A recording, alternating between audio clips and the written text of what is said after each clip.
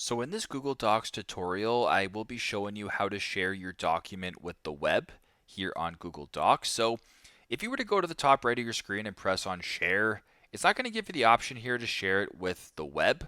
So that's not going to work. If you were to go to this button beside, you can only copy the link. It doesn't quite work that way as well. Instead, go to the top left, press file, then press share, and then press publish to web. Once you're on this page right here, this document is not published to the web. Make your content visible to anyone by publishing it to the web. You can link or embed the document, and if you want to go ahead and press publish right here, you can then go ahead and publish this to the web with the link in regards to your Google Docs document here. So pretty simple, pretty straightforward. That's how to share or publish your document to the web here on Google Docs. Thanks again for watching, and hope this helps.